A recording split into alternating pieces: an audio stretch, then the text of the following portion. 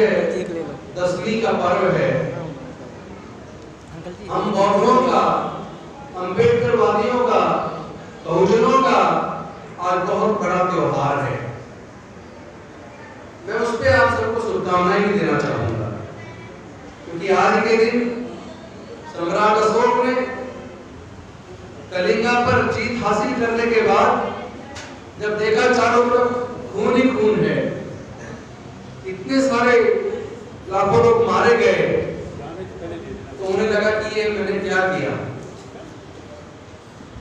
ये मैं क्या जीतना चाहता था, मैं किसी को चिंता नहीं कर सकता, तो इतने सारे लोगों की मौत का कारण बन गया। उनको आत्मग्लानि हुई और वो तथागत बुद्ध की शरण में चले गए, सारे औजार हथियार त्याग कर। आज ही के दिन उन्होंने बुद्ध की शरण में जाकर बौद्ध धर्म की दीक्षा ली और उसके बाद अपने बेटे को, महेंद्र को, अपनी पुत्री को, सुमित्रा को और अपने पूरे राज्य को बौद्ध धर्म में, भारत को प्रबुद्ध भारत बनाने में, बौद्ध में भारत बनाने में अपना जीवन लगा दिया। और आज अगर दुनिया में 52 देश बौद्ध हैं, तो उसका श्रेय कहीं ना कहीं सम्राट अशोक जी को और उनके बच्चों को जाता है। आखिर ये बौद्ध धर्म क्या है? लोगों को सही मायने में, बहुत सारे लोगों को बौद्ध धर्म का सही ज्ञान नहीं है। अलग अलग तरीके से इंटरप्रिटेशन धर्म को लोग करते हैं,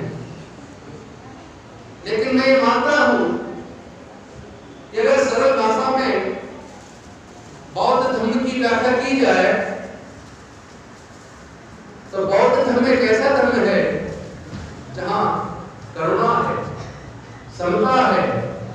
मैत्री है, बंधुता है, न्याय है, प्रज्ञा है, शील है, जहां विषमता के लिए कोई स्थान नहीं है, जहां किसी के शोषण के लिए कोई स्थान नहीं है, जहां सबको साथ लेके आगे बढ़ने का एक संकल्प है, जहां सबका कल्याण है, जहां हिंसा के लिए कोई स्थान नहीं, जहां दुखों को खत्म करने का एक मार्ग है। अपने अंदर जो राग, द्वेष, लोभ, मोह पैदा हो जाता है, जिससे लोगों के अंदर दुख पैदा होता है, जो लोग राग, द्वेष, लोभ, मोह को जीत लेते हैं, जो अपने ऊपर नियंत्रण हासिल कर लेते हैं, वो लोग बौद्ध हो जाते हैं। जो लोग अपने जीवन के फैसले इसलिए नहीं लेते कि हमारे बुजुर्ग ऐसा किया करते थे, जो लोग अपने जीवन के हर फैसले को लेने से पहले अपने विवेक से तरक्की कसौटी पर कसकर किसी भी बात को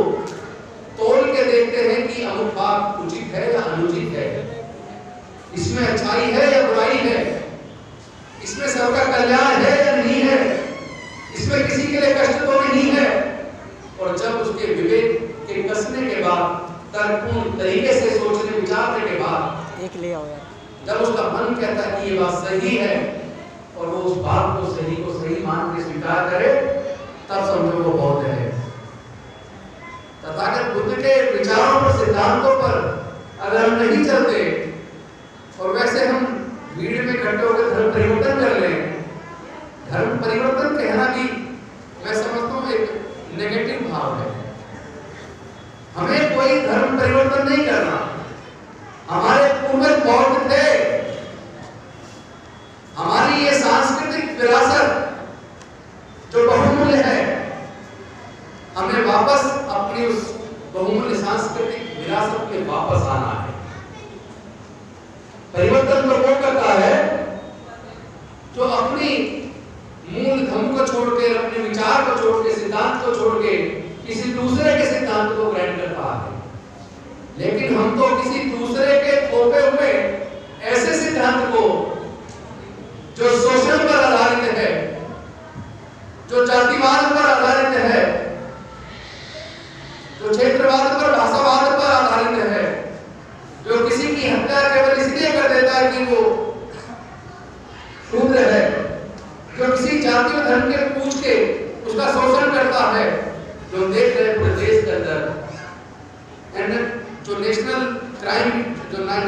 रिपोर्ट ब्यूरो है, उसके आंकड़े बताते हैं हर 13 मिनट के अंदर किसी न किसी दलित के साथ जुल्म होता है, किसी न किसी बहन बेटी के साथ बलात्कार होता है, किसी न किसी भाई की इसलिए हत्या कर दी जाती है कि उसने मूंछ क्यों रख ली, किसी न किसी भाई की हत्या इसलिए कर दी जाती है इसने घोड़ा क्यों खरीद लिया, किसी न किसी भाई की हत्या इसलिए कर दी जाती है कि वो उनके घर के सामने से चप्पल पहन के कैसे चला गया, वो उनके सामने खाट के ऊपर बैठे कैसे रह गया। क्या हम इंसान नहीं? ये देश हमारा है, भारत हमारे पूर्वजों का देश है, हमारे पूर्वज बौद्ध थे, हमारे पूर्वजों ने कभी किसी का शोषण नहीं किया, हमारे पूर्वजों ने कभी किसी को कष्ट नहीं दिया। लेकिन लगभग 3,500-4 हजार साल पहले जब आर्यन भारत में आए, उन लोगों ने देखा कि यहाँ के लोग बड़े भोले भाले हैं, आपस में मिलजुल के रहते हैं और हम लोग अलग अलग तरह के कौशल हमारे अंदर था, रहते एक जगह पे, कोई जातियां नहीं थी, कोई जूते बना रहा है, कोई कपड़े बुन रहा है, कोई बर्तन मिट्टी के बर्तन बना रहा है, तो कोई दूसरा काम कर रहा है, लेकिन साथ रहते थे, कोई जातियां नहीं थी। आर्य लोग भारत में लगभग 3,500-4 हजार साल पहले आए, उन लोगों ने हम सबको अपना गुलाम बना लिया और देखा कि इनकी संख्या ज्यादा है, कल को ऐसा ना हो इनको अकल आ जाए ये वापस अपना छीन ले, तो उन्होंने हमें 6,743 जातियों में बांट दिया। तो बांटा था उन्होंने साजिश के तहत अपने फायदे के लिए, लेकिन आज हम बटे हैं अपनी मर्जी से। आप मुझे बताइए, जितने भी बहुजन लोग हैं, दलित हैं, पिछड़े हैं, आदिवासी हैं, जब इसका रिसर्च हो चुका है, इनके सबके ब्लड के नमूने लेकर इनकी डीएनए जांच होकर आ चुकी है और उसमें साबित हो गया है कि हमारे पूर्वज एक थे,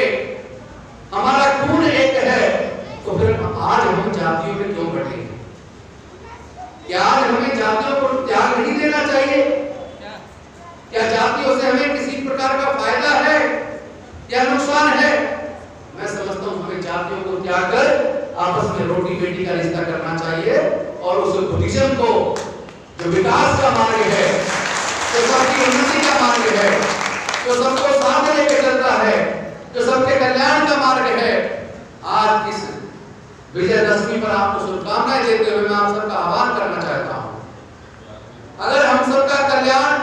अपने पूर्वजों की उस सांस्कृतिक विरासत, बुद्धिस्ट संस्कृति में जाने से है, तो अपने उस पूर्वजों की संस्कृति को सब लोग अपना दो और ऐसी संस्कृति को ठोकर ना दो जो संस्कृति हमें गुलाम बनाती है, जो संस्कृति हमें कमजोर बनाती है, जो संस्कृति हमारे ऊपर जुल्म ढाती है। ऐसी संस्कृति को और ज्यादा झेलने के लिए हमारे समाज के लोग तैयार नहीं हैं। तो मैं मानता हूं और हमने घोषणा की है 14 अक्टूबर को धम्म दीक्षा भूमि में, हमने कहा सही 5 साल बाद पूरे देश के अंदर नहीं बल्कि पूरी दुनिया के अंदर हमारे लोग रहते हैं, वो सब लोग कम से कम 10 करोड़ की संख्या में बौद्ध धर्म ग्रहण करेंगे। आने वाली 16 अक्टूबर 2025 को समाज के जितने भी बौद्ध भिक्षु पूरे दुनिया के अंदर हैं, वो सब उसका हिस्सा बनने वाले हैं, उनके कोऑर्डिनेशन कमेटी बनने वाली है। भारतीय बौद्ध महासभा, समता सैनिक दल, मानसेव या जितने भी बहुजनों के संगठन चल रहे हैं, वो सब संगठनों को जोड़ के हम एक कोऑर्डिनेशन कमेटी का निर्माण करने वाले हैं और उसका निर्माण करके हम भारत को वही गौरवशाली इतिहास जो बौद्ध में भारत के समय हुआ करता था, हम प्रबुद्ध भारत का निर्माण करने की दिशा में आगे बढ़ेंगे। और दूसरी बात, जिस संस्कृति में हमें कुछ मिलाना हो, आप सोच के देखो ना, जो खेत की जमीन है, क्या कोई अपनी मां के पेट से लेकर पैदा होता है? जो देश का प्राकृतिक संसाधन है, जहां अरबों करोड़ों रुपए पैदा होता है, क्या उसे कोई अपनी मां के पेट से लेकर पैदा होता है? अगर नहीं, तो क्या उसको देश को उसका मालिक नहीं होना चाहिए? क्या उसमें हमारा आपका सबका हिस्सा नहीं होना चाहिए? हम मूल निवासी हैं देश के, लेकिन हमारे हिस्से में कुछ नहीं है। हमारे हिस्से में गुलामी, बेगारी, शोषण, यही बचा है क्या? हमारे और धर्मशास्त्रों में लिख के हमारे पढ़ने लिखने में बंदिश लगा दी। हमारे ज्ञान प्राप्त करने के रास्ते पे बंदिश लगा दी, हमारे व्यापार करने के रास्ते पर बंदिश लगा दी, हमारे धन संपत्ति अर्जित करने पर बंदिश लगा दी लगभग 3500-4000 साल पहले। लेकिन आज हमें जब अकल आ गई है कि इसी कारण से ना तो हमारे पास खेत की जमीन में हिस्सा है, ना प्राकृतिक संसाधनों में हिस्सा है, ना हम लोग व्यापार में हैं।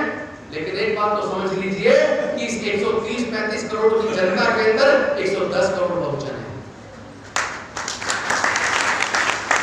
अगर हम 110 करोड़ बहुजन एक हो जाए और अपनी सामाजिक शक्ति को पहचान लें तो समझ लेना दुनिया के सबसे बड़े कंज्यूमर भी हम हैं। और अगर हम दुनिया के सबसे बड़े कंज्यूमर हैं तो फिर दुनिया की आर्थिक शक्ति बनने से हमें कोई रोक नहीं सकता। हमने अपने समाज को सामाजिक तौर पर और आर्थिक तौर पर एक शक्ति के तौर पर तैयार करना है। मैं आप सबसे आह्वान करता हूं,